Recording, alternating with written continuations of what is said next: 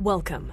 You're listening to the Malcontent News Russia-Ukraine War podcast, the show that cuts through the fog of war and updates you about the ongoing conflict in Ukraine. With your host, Linnea Hubbard. Don't forget to like, comment, and subscribe on Apple Podcasts, Spotify, and Google Podcasts. I'm Linnea Hubbard, and today is Saturday, January 21st, 2023. It's been 3,251 days since Russia occupied Crimea on February 27, 2014, and 332 days since the large-scale invasion of Ukraine began. Today's podcast looks at what happened yesterday in the Russia-Ukraine war. The Malcontent News Russia-Ukraine War update is compiled by our team from around the world. Today's report includes information from direct contacts in Ukraine and their proxies, Russian Ministry of Defense reports, the General Staff of the Armed Forces of Ukraine reports, operational commands north, south, and east of Ukraine, open source intelligence, our in-house team of analysts and geolocation experts, and pro-Ukrainian and pro-Russian mill bloggers and social media accounts with a track record of trying to be accurate. We have one mission: to report the truth, because the truth matters. Let's start with our assessment of the current status of the war. First, we assess that Russia's shift in tactics is starting to tip the battlefield initiative in its favor, but is being achieved through unsustainable losses. Second, we maintain that the power struggle between military leaders aligned with Russian Minister of Defense Sergei Shoigu versus those aligned with private military company or PMC Wagner Group head Yevgeny Prigozhin will continue. Third, we maintain the ongoing information warfare between the Russian Ministry of Defense, or MOD, and PMC Wagner is a byproduct of the strife within the Kremlin.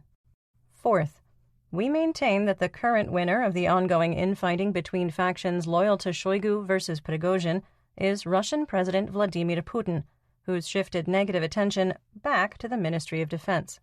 Fifth, we assess a very high risk of punitive missile strikes on civilians and civilian infrastructure on January 21st, with the threat continuing past the weekend. Sixth, we further assess that Russian forces will continue to target electrical, heating, and potable water infrastructure. Seventh, we maintain that there is a risk of a nuclear accident caused by the de-energization of Ukrainian nuclear power plants as a result of Russian electrical infrastructure destruction. Eighth, we assess that the Russian military within Ukraine remains combat ineffective and has resorted to using World War II tactics that Field Marshal Georgy Zhukov would recognize to move the line of conflict. Ninth, we maintain there will be a second wave of partial mobilization in the Russian Federation in January or February 2023. And finally, we maintain that the threat of Russian forces in Belarus crossing into Ukraine as part of a major offensive operation is only a remote possibility. Well, let's get some regional updates, starting with the Donbas region in Luhansk. Fighting remained positional in Luhansk, with Ukrainian forces holding most of their advance from a week ago against a Russian counterattack.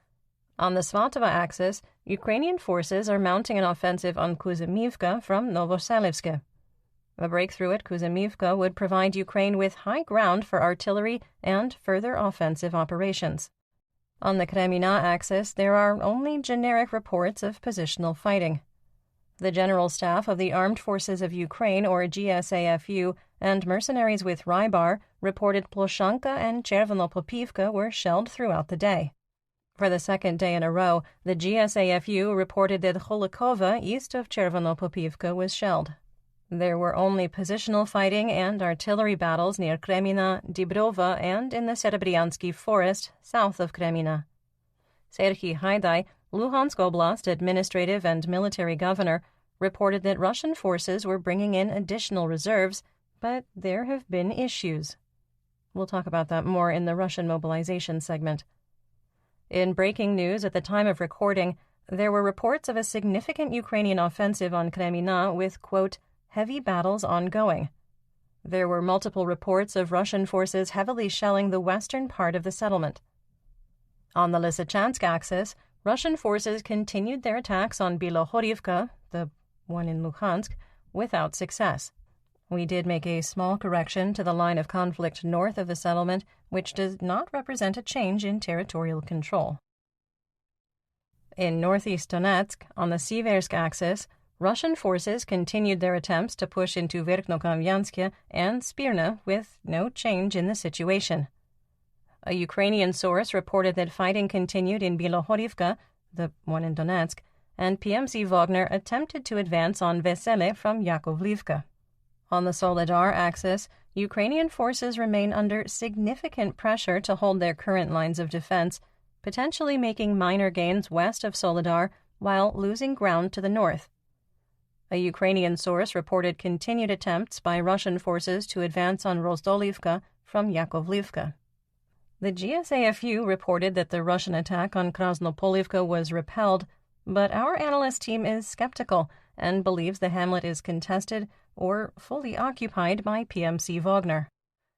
While Russian sources maintain Soledar has been brought completely under their control, there were reports from the GSAFU and anecdotal evidence that fighting on the western edges of the town and within Sil continues. A geolocated video showed a PMC Wagner ammunition depot and forward operating base destroyed by Ukrainian artillery fire. You will need a Telegram account to watch the video, but we do link to it in our full situation report on Patreon.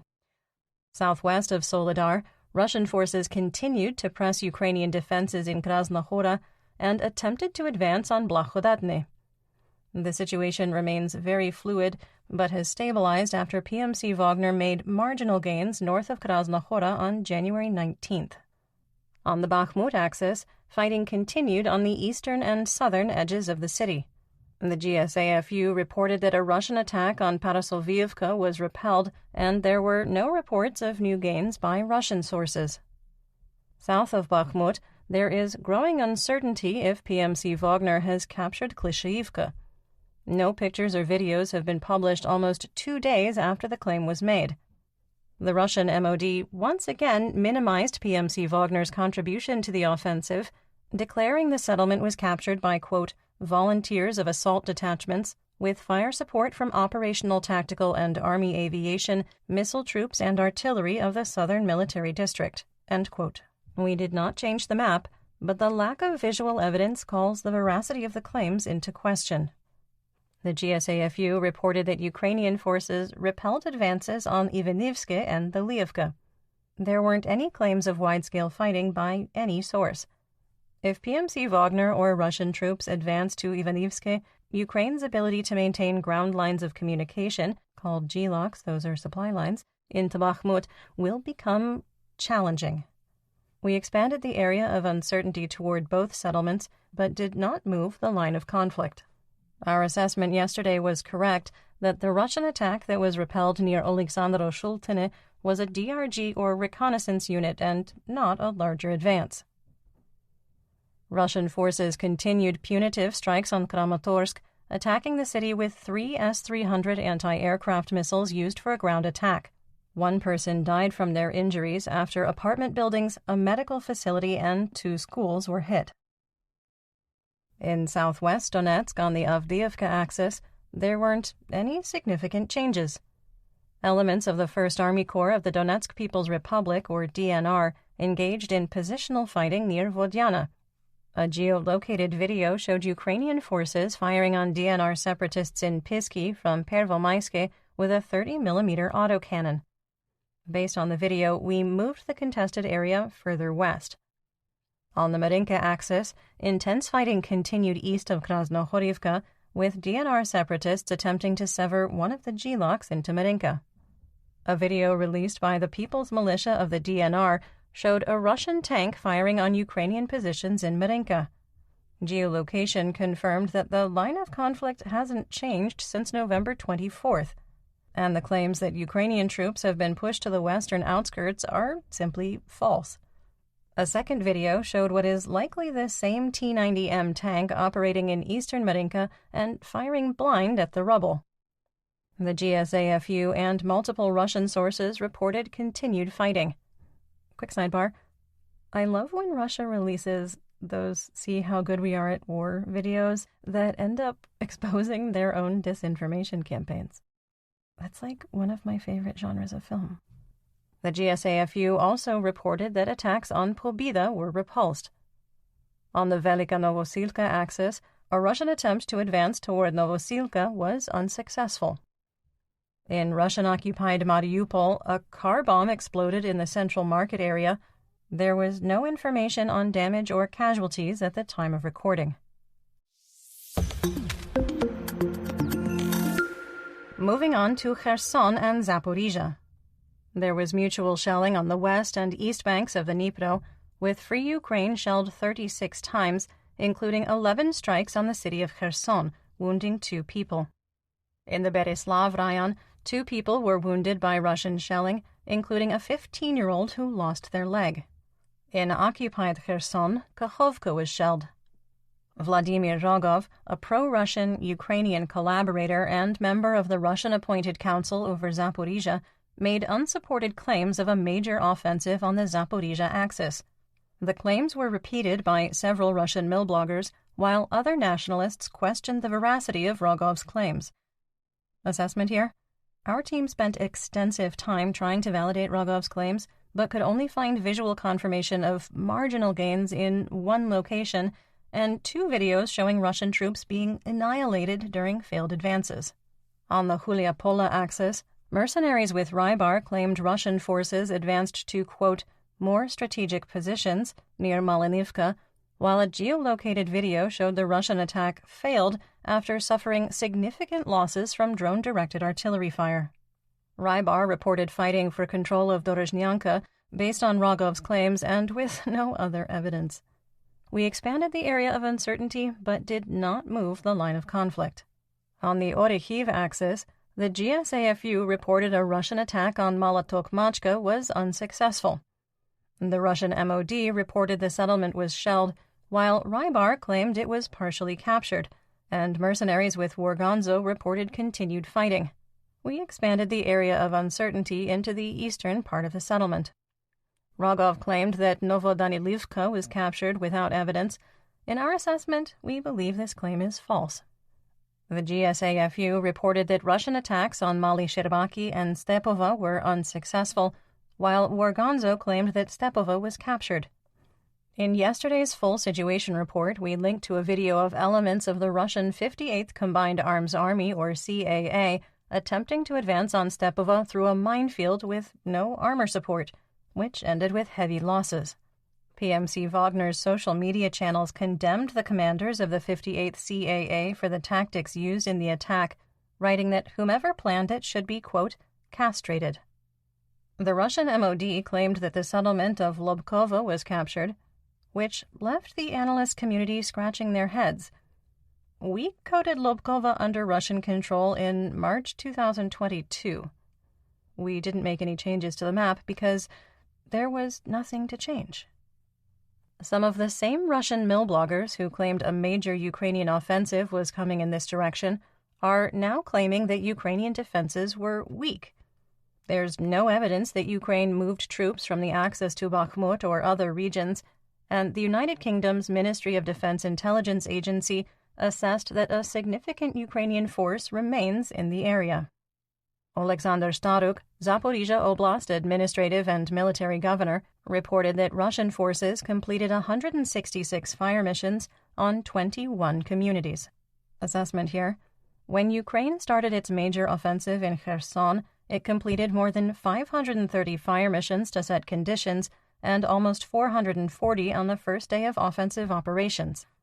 On January 19th, Russian forces fired 224 mortars, shells, and rockets along the Zaporizhia axis. In the short term, this does not look like a wide-scale offensive. The UK Defense Intelligence Agency described the fighting as, quote, skirmishes, and the axis deadlocked. We are highly suspicious of single-source claims, especially from ultranationalists like Rogov. Our final assessment is based heavily on a gut feeling due to limited visual evidence and no acknowledgement from local officials. For example, we believe if Russian forces had captured Novodanilivka, Zaporizhia Governor Staruk would be making a public appeal for civilians to evacuate Orekhiv, Malotokmachka, and Preobrazhenka.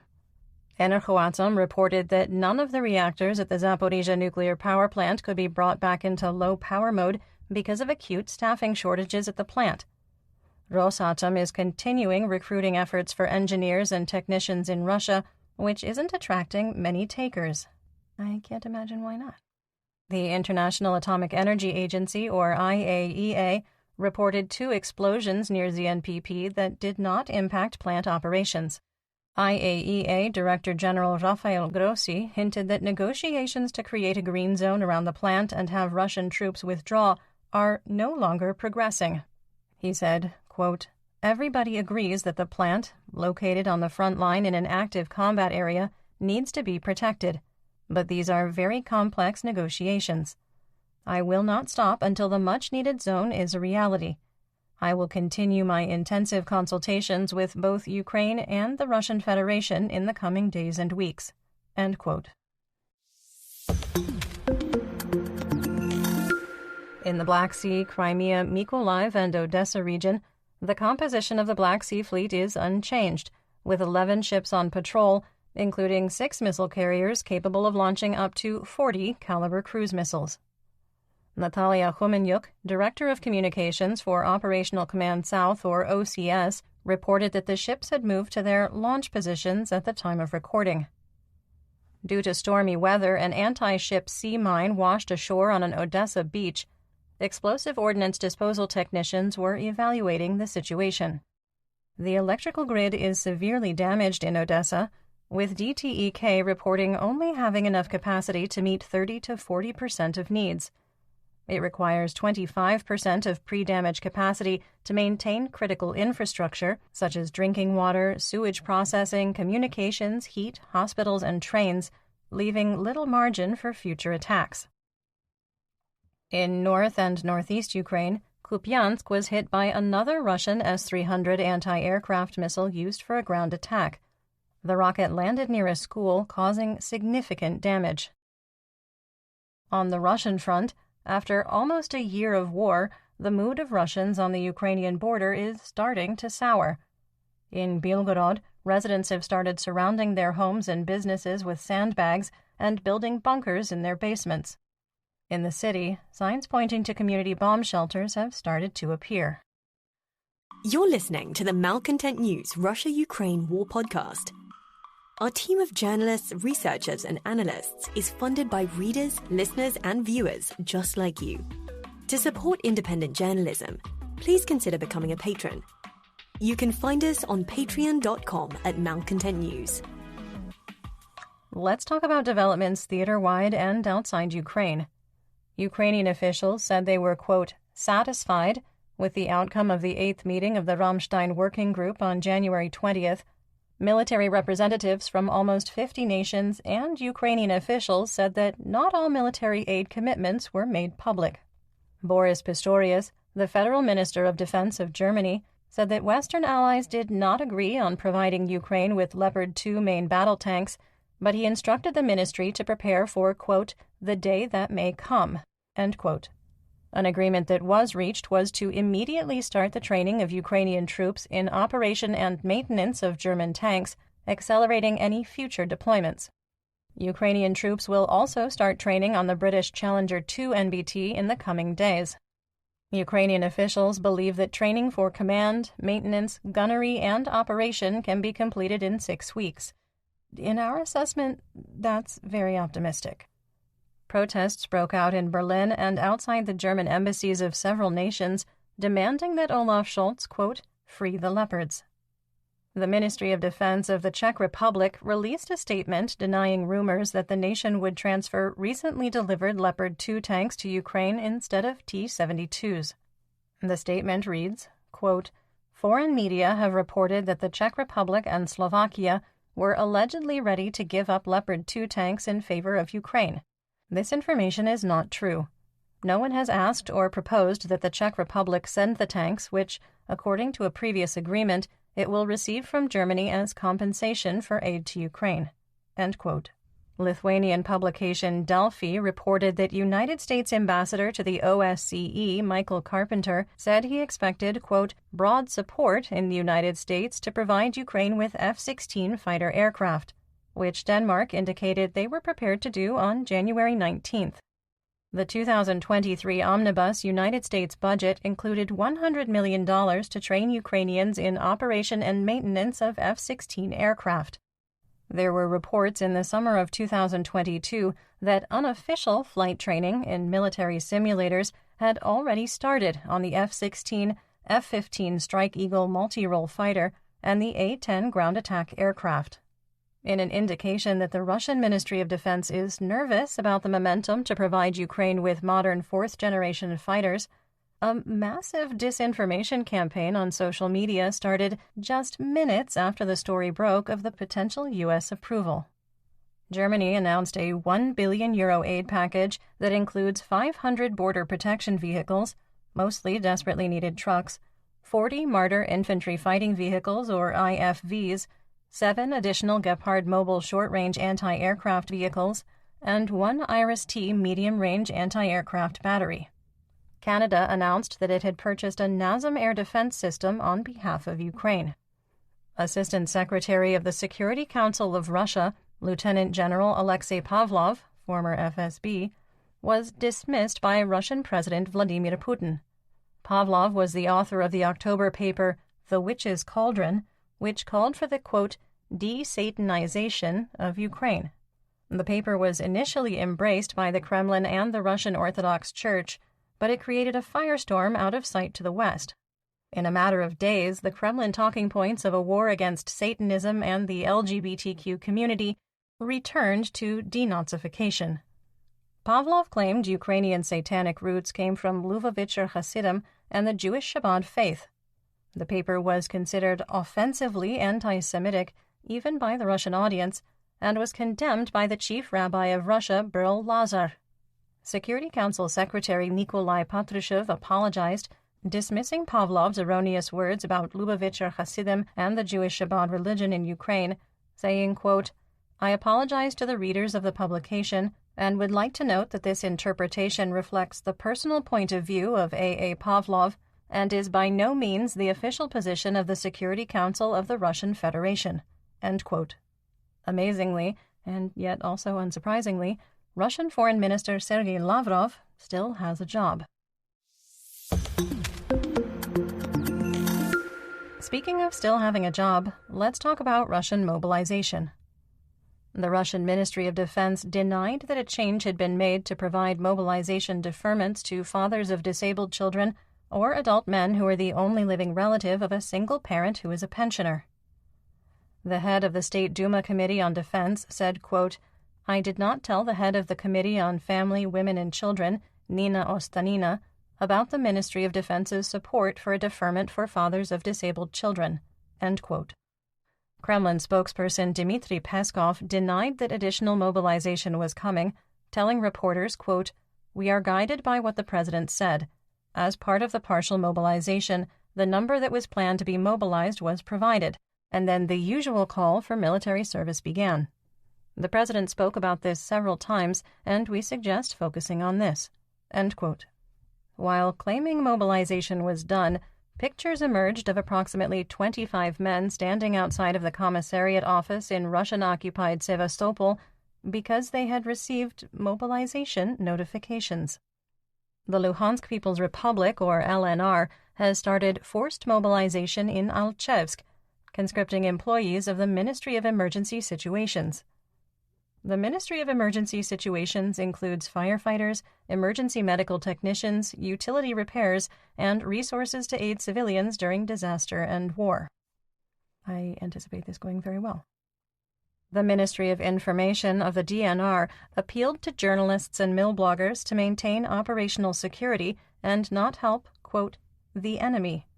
This is an ironic request, as we have repeatedly documented that the 1st Army Corps and the Ministry of Emergency Situations for the DNR do an absolutely incredible job of ignoring operational security. The Kremlin is attempting to tighten its grip on the information space. Roskomnadzor recognized Telegram as a foreign messenger, and as a result, beginning March 1st, the ability to transfer payment information through the social media app will be limited. This includes a ban on integrating donations and subscriptions to the messenger app. This is not being well received by Russian organizations that collect donations to buy basic military equipment for volunteers and mobics. Russian mill blogger Vladlen Tatarsky wrote another blistering piece questioning Russian mobilization and revealing major supply problems. Tatarsky questioned why new units were formed with artillery divisions that had no artillery pieces, mobile infantry brigades with only one truck, tank divisions with no tanks, and light infantry units deployed with only assault weapons. He also called out the creation of new units comprised only of mobics across the entire command structure, instead of integrating mobics into existing units with experienced troops. In Starobilsk, Russian troops got hold of some homemade vodka to celebrate the Orthodox calendar New Year. The alcohol was either poisoned or poorly made and contained excess amounts of methyl alcohol. 30 are hospitalized with reports that several have died. All is going to plan. In our War Crimes and Human Rights segment, we discuss events that might be upsetting to hear about. There is no graphic detail in today's report, but if you're sensitive to descriptions of human rights abuses, please feel free to skip ahead to the next segment. Timestamps are in the description. A meeting was held in Moscow between the Deputy Minister of Defense of the Russian Federation, Colonel General Alexander Fomin, and the President of the International Committee of the Red Cross, Mirjana Spoljarik.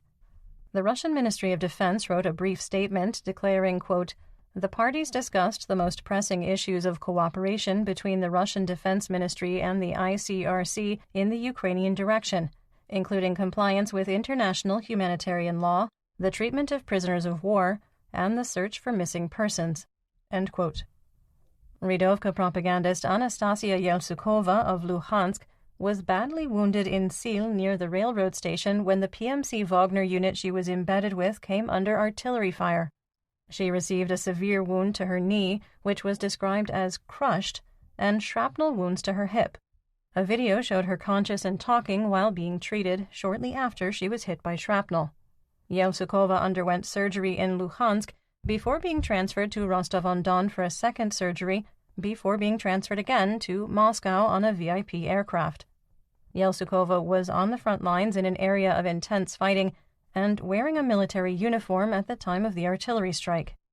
As with most of the photos and videos we reference, we do link to them in our full situation report on Patreon, just in case you want to check them out. In economic news, the ruble closed the week slightly improved, with an exchange rate of 68 for $1. Western oil prices continued to climb, with WTI crude reaching $82 a barrel and Brent creeping upward to $88. Russian Urals crude was unchanged at $59 a barrel.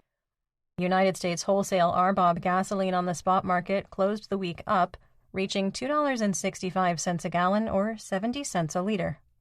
Dutch TTF natural gas futures also ended the week up, reaching €68 per megawatt-hour for February and March 2023 delivery.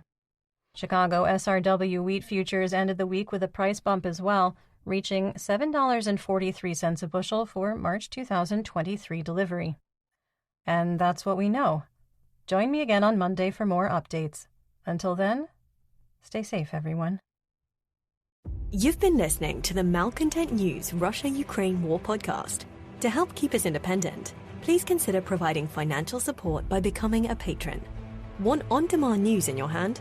Download the Google News app and make Malcontent News one of your favorites to receive breaking news updates. Thank you for listening.